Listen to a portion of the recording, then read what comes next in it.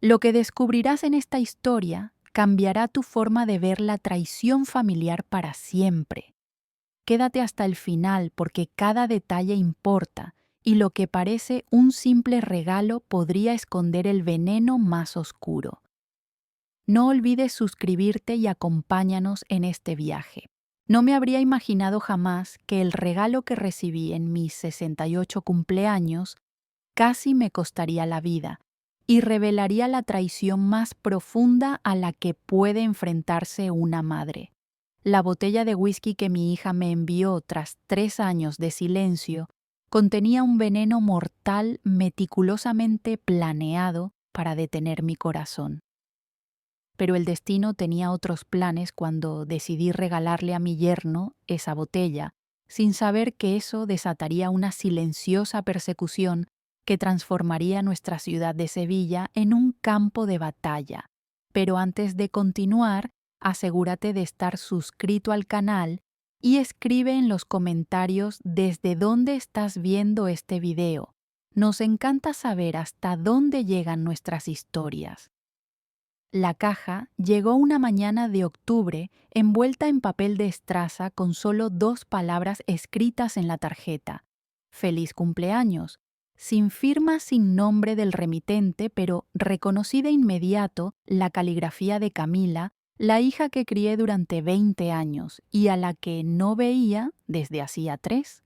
Puse la caja en la mesa de la cocina donde la luz de la mañana entraba por las persianas creando franjas doradas que bailaban por la habitación.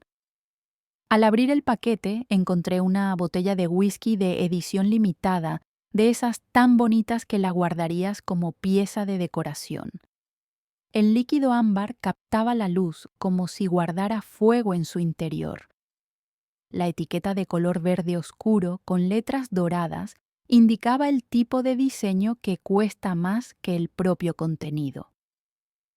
Pasé el pulgar sobre el sello de cera en el corcho sintiendo su textura bajo las estrías de mi piel. Hubo un tiempo en que el whisky era mi compañía favorita, al final del día, no de forma descuidada, sino lenta y deliberada.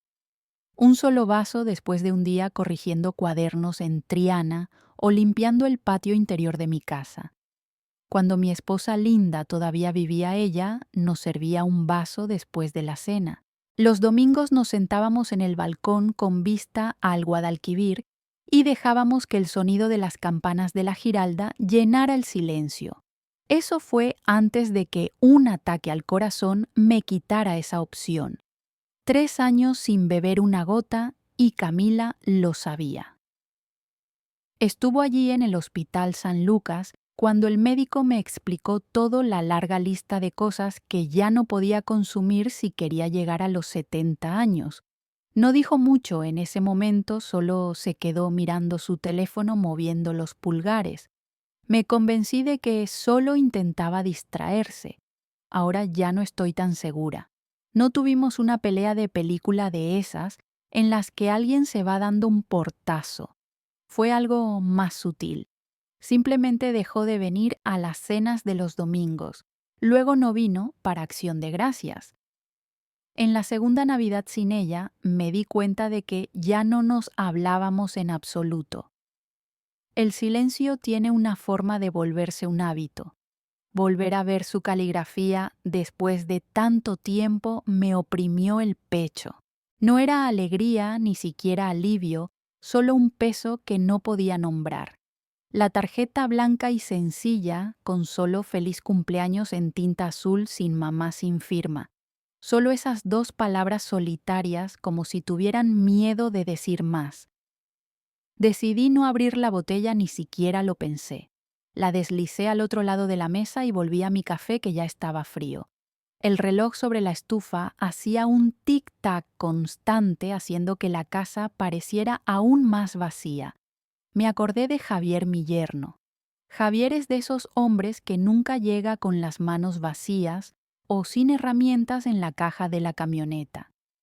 Hace 2 veranos, después de una tormenta que se llevó la mitad de las tejas de mi tejado, ya estaba en una escalera a las 8 de la mañana, martillo en mano, antes de que yo me tomara mi primer sorbo de café. Es el tipo de persona que no espera una invitación para ayudar. Si alguien merecía algo bueno, era él. Como yo no podía beber el whisky, la idea de que se quedara acumulando polvo en mi estantería me parecía incorrecta. Javier lo abriría, lo compartiría con amigos, tendría una historia que contar. Eso parecía mejor que verlo desvanecerse detrás de un cristal. Esa tarde la botella estaba asegurada en el asiento del pasajero de mi viejo Set. No sé por qué lo hice, tal vez por costumbre, pero la idea de que se cayera durante el trayecto me molestaba. El sol se inclinaba hacia el oeste pintando todo con esa luz ámbar que solo tenemos a finales de octubre. Las callejuelas de Sevilla estaban empezando a volverse marrones, con las hojas de los plátanos caídas en las aceras. El aire olía ligeramente a humo de chimenea. La casa de Javier se encuentra en una elevación en Dos Hermanas, una construcción blanca con un porche que parece sacada de una postal andaluza. Estacioné el auto con la gravilla crujiendo bajo los neumáticos y apagué el motor. Él abrió la puerta antes de que yo pudiera llamar, llevando una camisa de franela roja y jeans descoloridos con polvo aún pegado a las botas. «Elena, ¿qué es esto?», preguntó mirando directamente la botella en mis manos. «¿De Camila?», respondí extendiéndosela. Sus cejas se levantaron con sorpresa. «¿Camila te envió esto? Sí pensé que tú la apreciarías más que yo». Tomó la botella con cuidado, dándole la vuelta para leer la etiqueta. «Esto es algo especial, Elena. Es el tipo de botella que guardas para una ocasión especial», le dije. «Así que haz de esta noche una noche especial». Él sonrió. «Creo que lo haré. Gracias». Fue agradable dársela ver que iba a un lugar donde sería apreciada. Regresé a mi coche con la luz del atardecer reflejándose en el salpicadero. De camino a casa seguí pensando en la botella, no con nostalgia, sino con curiosidad. Camila nunca gastaba ese tipo de dinero sin motivo. La mayor parte del tiempo, cuando era más joven, me pedía dinero prestado para la gasolina y se olvidaba de pagar. Entonces, ¿por qué ahora? ¿Por qué un regalo que ella sabía que yo no usaría?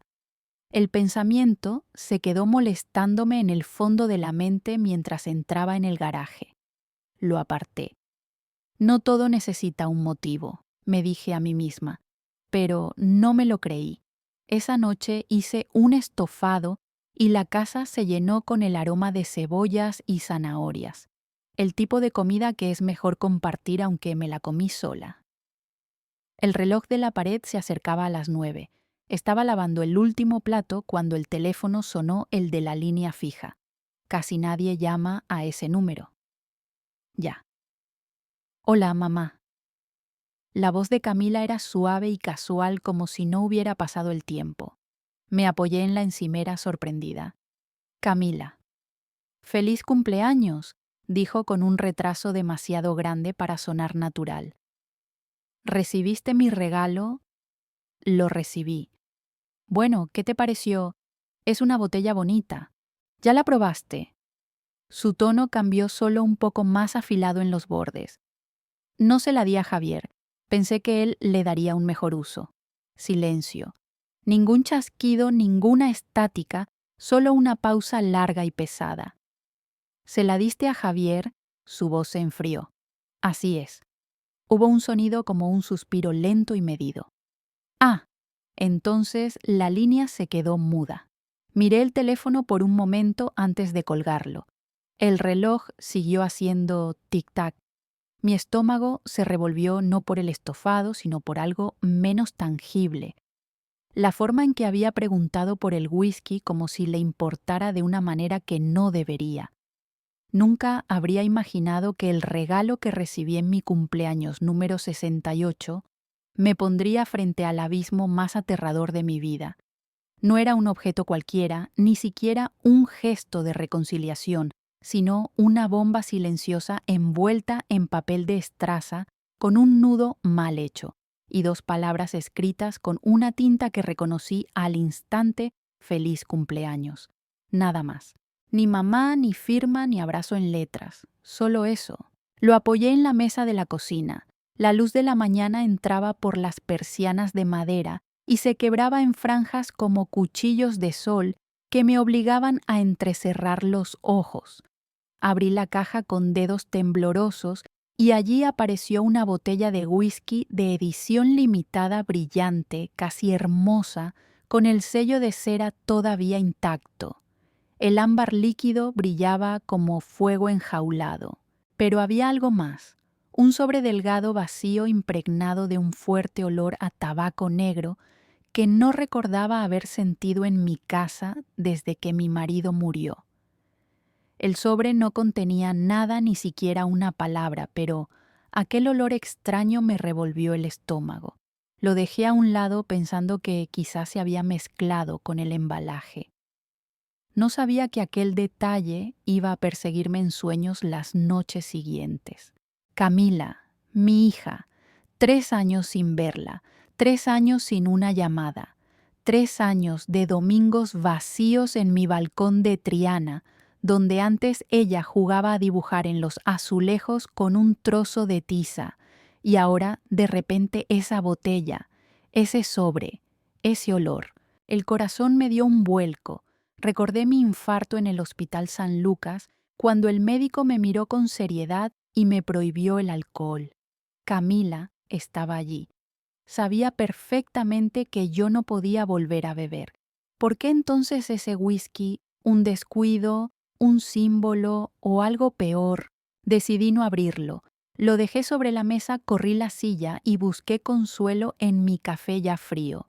Pero el tic-tac del reloj sobre la estufa se convirtió en un tambor de guerra en mi cabeza.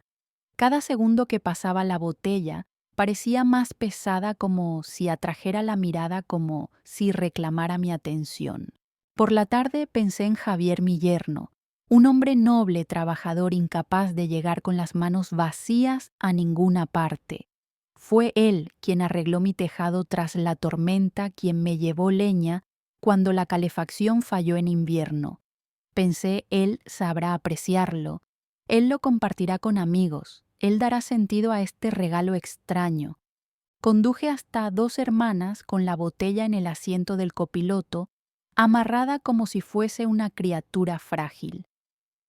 El sol caía sobre los tejados blancos y el aire empezaba a oler a leña encendida en las chimeneas. Javier abrió la puerta con su camisa de franela, las botas aún polvorientas. «¿Qué es esto?», Elena me preguntó mirando la botella. De Camila respondí. Sus ojos se abrieron incrédulos. «De Camila, después de todo este tiempo», asentí. «Pensé que tú sabrías darle un mejor uso que yo». Él sonrió con esa honestidad que tanto me recordaba a mi difunto esposo. «Gracias. Esta noche será especial». Mientras regresaba por la carretera, las luces del crepúsculo teñían el cielo de cobre, pero dentro de mí el estómago se me encogía. El recuerdo del sobre vacío me pinchaba en la conciencia como una aguja invisible. ¿Quién lo puso allí? ¿Por qué? ¿Qué significaba ese olor a tabaco? Esa noche cené sola. El estofado se enfrió mientras la cabeza me daba vueltas. El teléfono fijo sonó casi a las 9. Pocas personas usaban ya ese número. Mamá. La voz era inconfundible. Camila. Me quedé helada. «Feliz cumpleaños», dijo con un retraso extraño. «¿Recibiste mi regalo?». Lo recibí. «¿Y qué te pareció? Es bonito. ¿Lo probaste ya?». Su tono se afiló. La sangre se me heló. No, se lo di a Javier.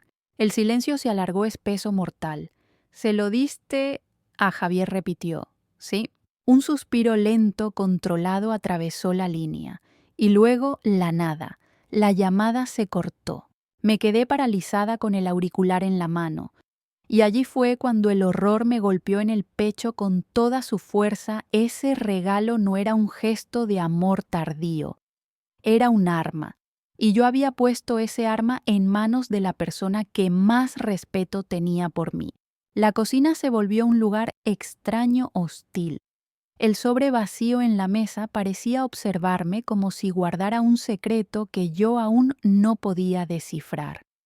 El olor a tabaco me perseguía como un fantasma. Sabía que algo terrible estaba a punto de suceder. No dormí aquella noche. Me revolvía en la cama como si las sábanas me quemaran, incapaz de apartar de mi mente la voz de Camila preguntando si había probado el whisky.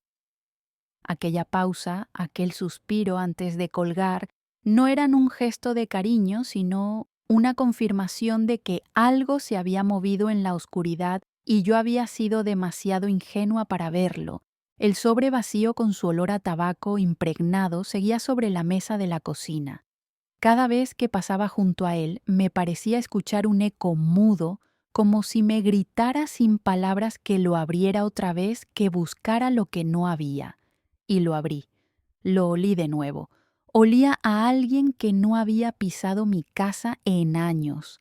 Cuando salió el sol con los primeros repiques de campanas en la Giralda, bajé al patio para regar mis macetas.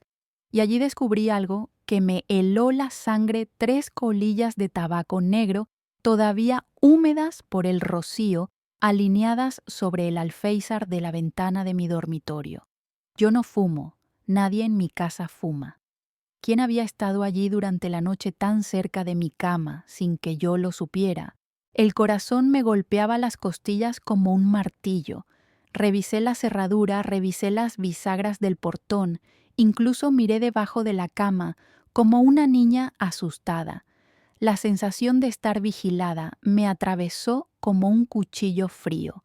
Ya no era solo el regalo ni la llamada, ahora tenía pruebas de que alguien rondaba mi casa. Pasé toda la mañana repasando cada detalle. Abrí un cuaderno y comencé a escribir todo lo que recordaba: el olor a tabaco, el sobre vacío, la forma en que Camila había bajado la voz al enterarse de que Javier tenía la botella. No quería que nada se me escapara. Era como si mi propia mente se hubiera convertido en una lupa obsesionada con buscar el más mínimo rastro. Recordé entonces que Javier me había dicho que abriría la botella esa misma noche. El estómago se me revolvió de inmediato. Intenté llamarle, pero su teléfono sonaba apagado.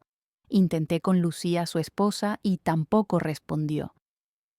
El reloj marcaba las 10 de la mañana y cada minuto que pasaba se convertía en una tortura.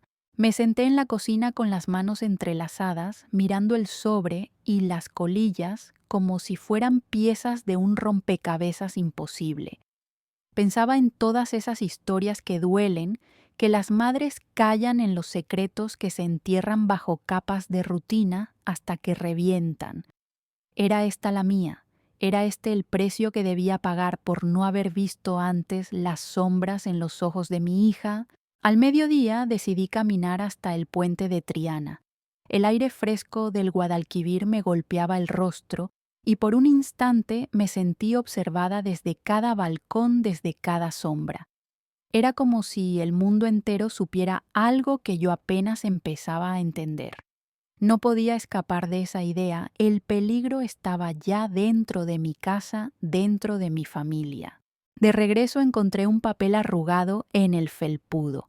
Era un recibo de una tienda de productos químicos fechado apenas 2 semanas atrás.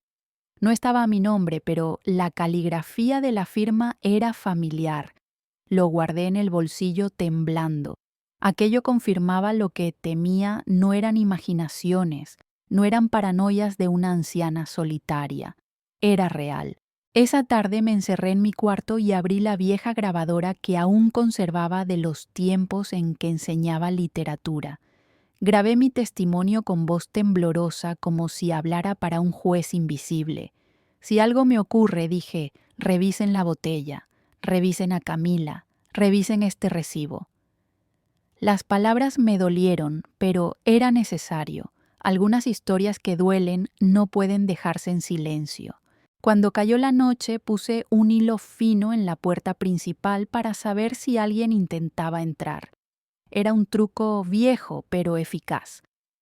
Me senté en la mecedora del balcón con las luces de Sevilla parpadeando en la distancia y esperé. El miedo se había convertido en una obsesión que me quitaba el sueño. Cada crujido, cada sombra en el patio era un enemigo invisible. Me pregunté entonces cómo había llegado hasta aquí. ¿En qué momento la niña que un día me abrazaba en la Plaza Nueva se había convertido en una amenaza? Esa es la peor de las historias que duelen descubrir que el peligro no viene de fuera, sino de la sangre que corre en tus propias venas. Si esta historia te estremece, no olvides dejar tu like.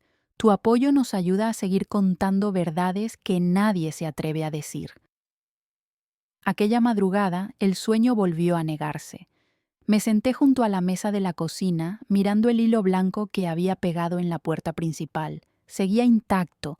Nadie había entrado, me repetía nadie, pero la calma era un disfraz.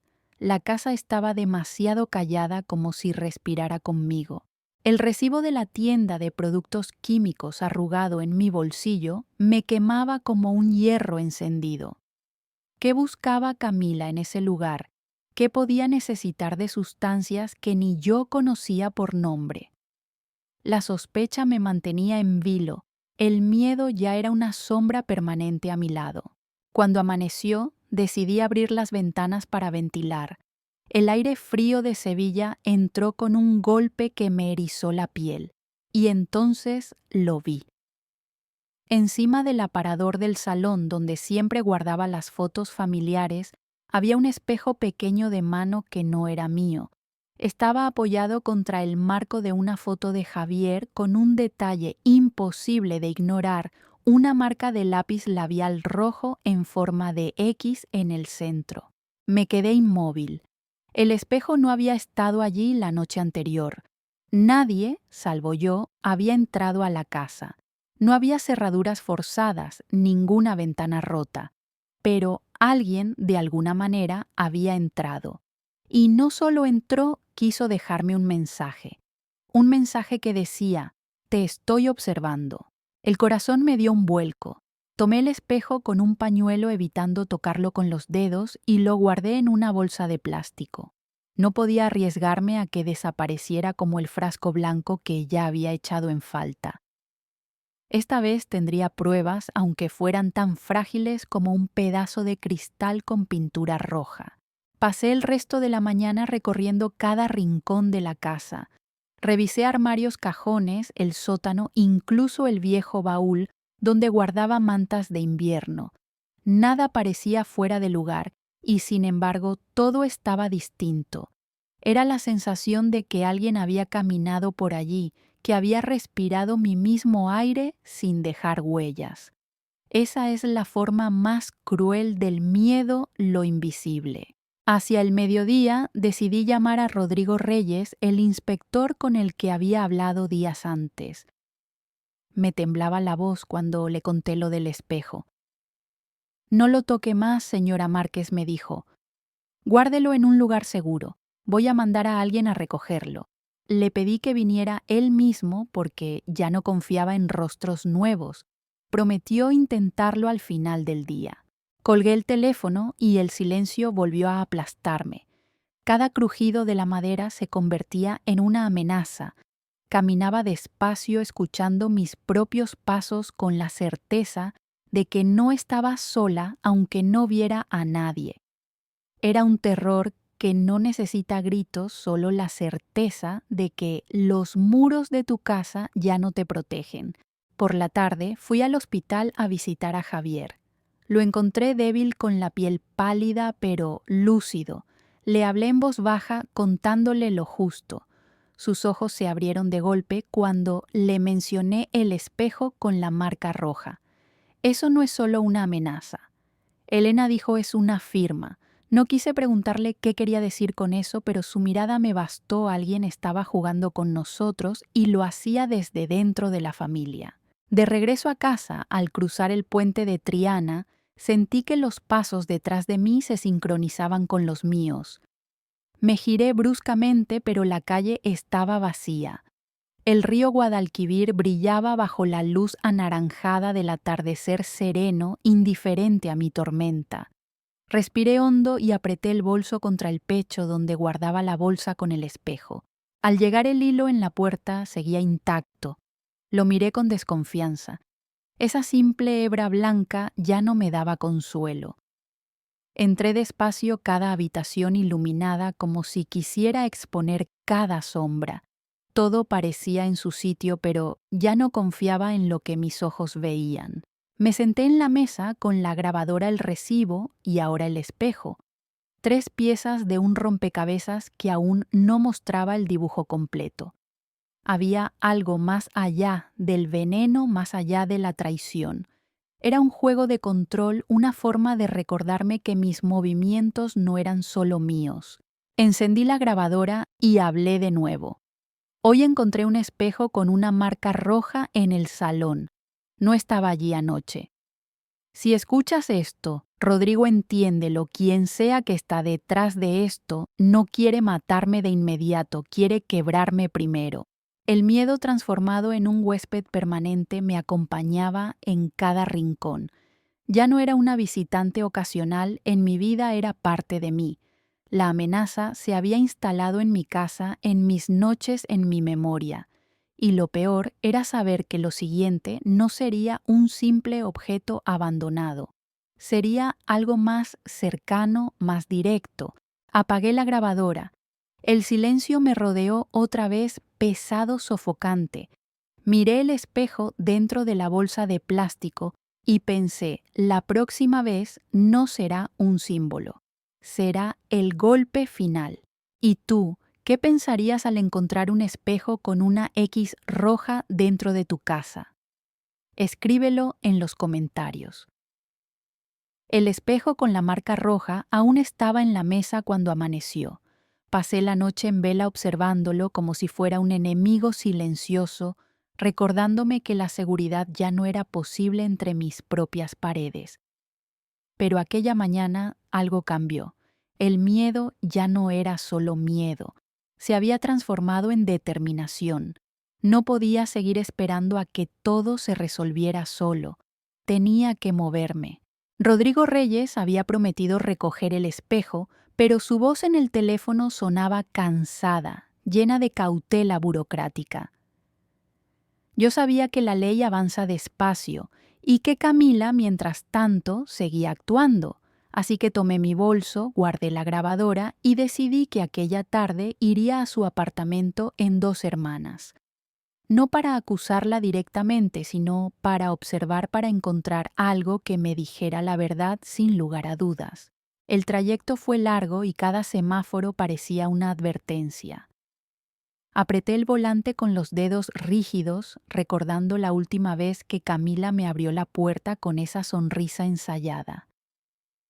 Al llegar estacioné 2 calles más abajo y caminé como una sombra intentando que nadie me notara. El bloque de pisos era idéntico a todos los de la avenida, fachadas de ladrillo, balcones, con macetas persianas a medio bajar. Toqué el timbre sin esperar que contestara. Nadie respondió. Empujé la puerta del portal, estaba mal cerrada. Subí despacio, mis pasos resonando en el pasillo desierto, y cuando llegué a su puerta el corazón me golpeaba con fuerza. La cerradura se dio con una facilidad inquietante. No tuve que forzar nada, o bien ella lo había dejado así o alguien más ya había entrado. Crucé el umbral con un nudo en la garganta. El olor a limón y a desinfectante me recibió igual que la última vez. Todo estaba en orden, demasiado en orden. Los muebles alineados, la mesa impecable, las botellas sobre la encimera, como si la casa estuviera posando para engañar. Caminé hacia la sala. Allí, detrás de la estantería donde guardaba libros de medicina natural, encontré lo que buscaba: un cuaderno negro escondido como si no quisiera ser descubierto. Lo abrí con manos temblorosas. No eran apuntes inocentes, páginas llenas de nombres de plantas, fórmulas de extracción, dosis, anotadas con precisión quirúrgica, y en medio de todo un croquis.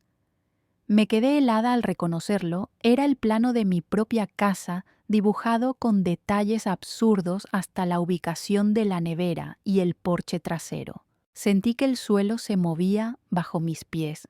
No era solo veneno. Era planeado, calculado, como si mi vida se hubiera convertido en un experimento dentro de ese cuaderno. Me llevé una mano al pecho para controlar la respiración. Tenía que guardar esa evidencia, pero al mismo tiempo una parte de mí quería arrojarlo al fuego y no volver a verlo. El sonido de una puerta golpeando en otro piso me hizo reaccionar. Guardé el cuaderno en mi bolso y salí del apartamento cerrando la puerta detrás de mí con cuidado. Bajé las escaleras despacio, cada peldaño pesando, como si llevara toneladas a la espalda. Afuera el aire de la tarde me devolvió un respiro, pero la sensación de estar vigilada no me abandonaba. Conduje directamente al despacho de Reyes. Él me recibió con los ojos muy abiertos cuando puse el cuaderno sobre la mesa. Lo hojeó despacio, con la seriedad de quien ya no duda. «Esto es suficiente para iniciar un registro formal», dijo y me miró con gravedad. «Pero, señora Márquez, quiero que entienda algo. En cuanto ella sepa que la policía está sobre sus pasos, se volverá más peligrosa. Debe extremar las precauciones». Asentí sin dudar. La decisión estaba tomada. Ya no podía retroceder. Mi hija había cruzado una línea de la que no había retorno y yo también tendría que cruzarla aunque me partiera el alma. Esa noche instalé 2 nuevas cerraduras en mi casa y puse la grabadora en la mesa lista para registrar cualquier llamada o visita. Mientras giraba los tornillos con el destornillador, mis manos estaban firmes. Por primera vez en semanas no temblaban. Ya no era solo miedo, era firmeza. Había decidido enfrentar lo que viniera. Cuando terminé, me serví una taza de té y me senté junto a la ventana. Afuera, Sevilla seguía con su vida, el murmullo de coches lejanos, el eco de risas en la calle, la luz cálida de las farolas. Y yo, dentro con el cuaderno negro en mi bolso, sabía que aquella guerra familiar había pasado de las sombras a la evidencia. No era solo una sospecha, era un caso abierto. La firmeza me dio un respiro, pero también me recordó que cada paso hacia la verdad era un paso más cerca del abismo. ¿Te atreverías tú a entrar en la casa de tu propia hija sabiendo lo que podrías encontrar? Escríbelo en los comentarios. El cuaderno negro con las fórmulas y el plano de mi casa aún estaba en manos de Reyes cuando yo entré al hospital esa tarde. Había pasado la mañana entera dándole vueltas a lo que había encontrado, mordiéndome la lengua para no soltar la rabia que me crecía en el pecho. La ira no es un relámpago ruidoso, es un fuego lento que consume, y en mí ya estaba ardiendo. Javier seguía en la cama más despierto, con el color regresando poco a poco a su rostro. Lucía estaba a su lado con la mirada cansada y el móvil entre las manos. Me saludó con un gesto débil y me pidió que me sentara. «Ha estado recibiendo mensajes», me dijo en voz baja, enseñándome la pantalla del teléfono. Reconocí el número de Camila, aunque el nombre no estuviera guardado. Los mensajes eran cortos, pero llenos de veneno. «Tu suegra siempre ha querido controlarlo todo. Ella le dio ese whisky a Javier. Ella lo sabía. Ella lo puso en sus manos». Sentí cómo la sangre me subía a la cabeza. Aquella no era solo una traición, era un intento de invertir la verdad, de presentarme a mí como la culpable. Me llevé las manos al regazo para no golpear la mesa, para no dejar que la rabia me dominara. Lucía me miró con lágrimas en los ojos.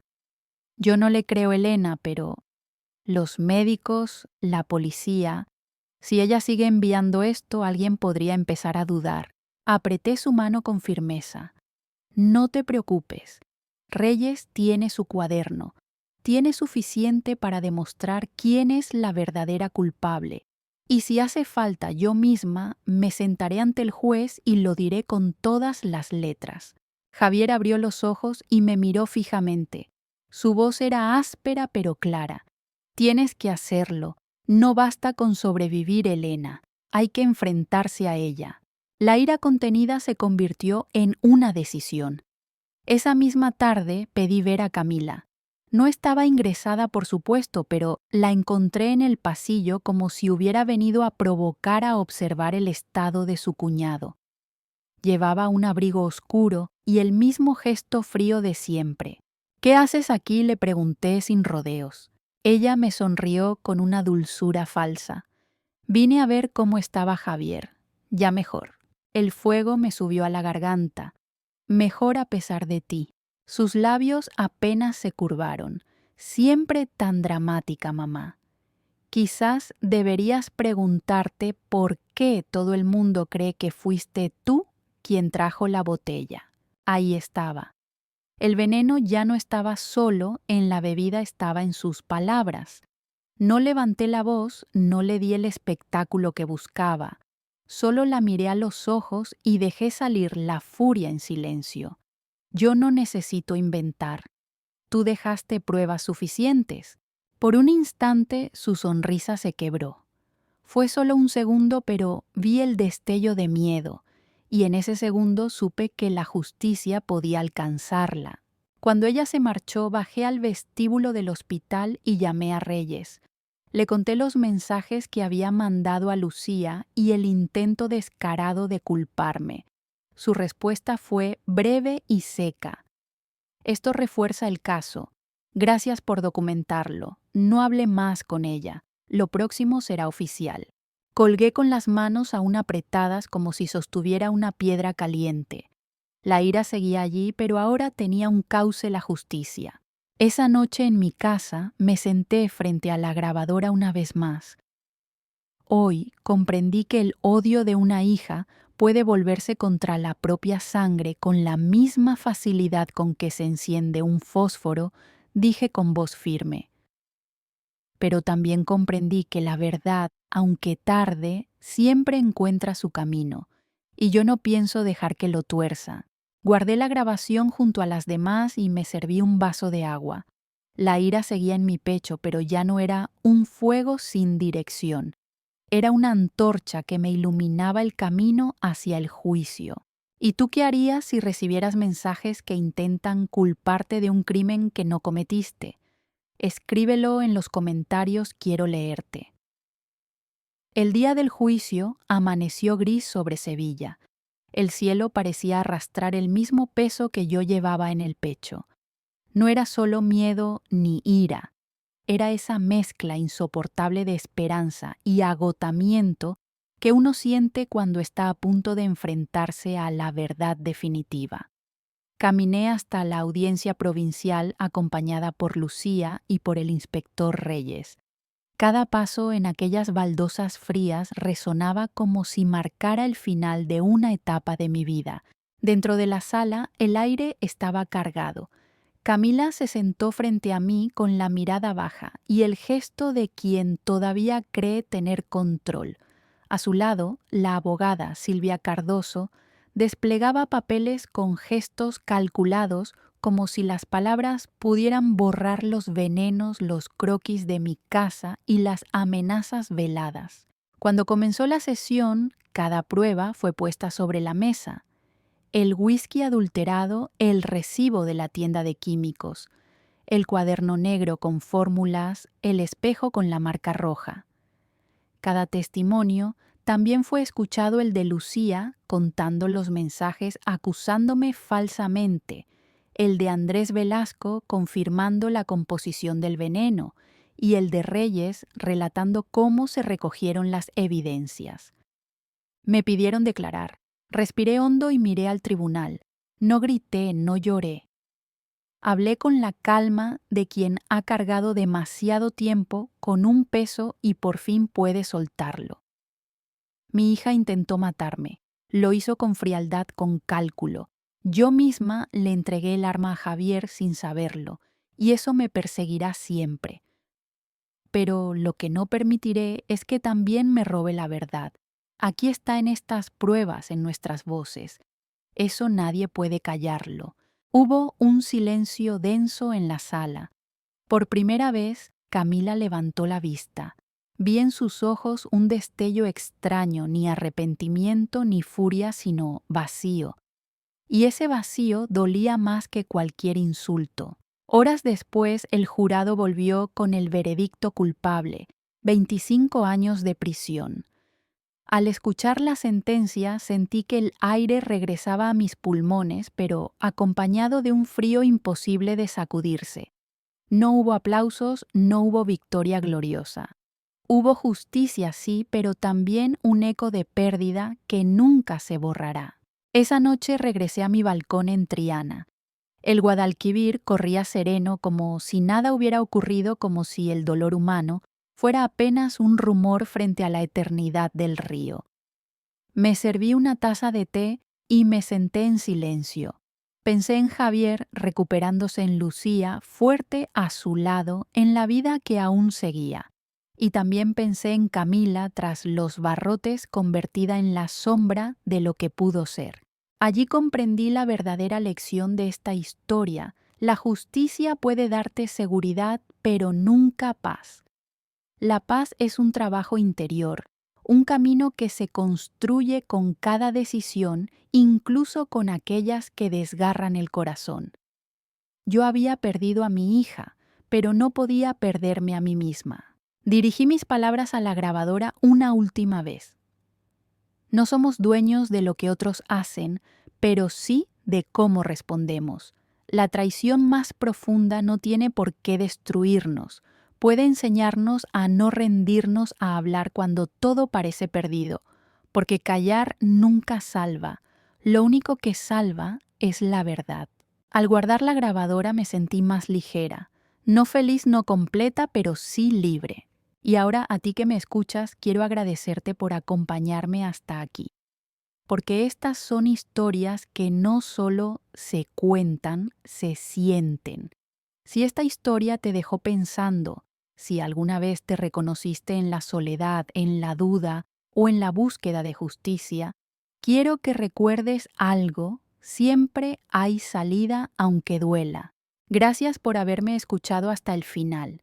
Te invito a suscribirte al canal, dejar tu comentario y compartir qué aprendiste de esta historia. Y no olvides ver los próximos videos, porque cada semana seguimos trayendo relatos que nos muestran que la vida, incluso en su dureza, siempre enseña.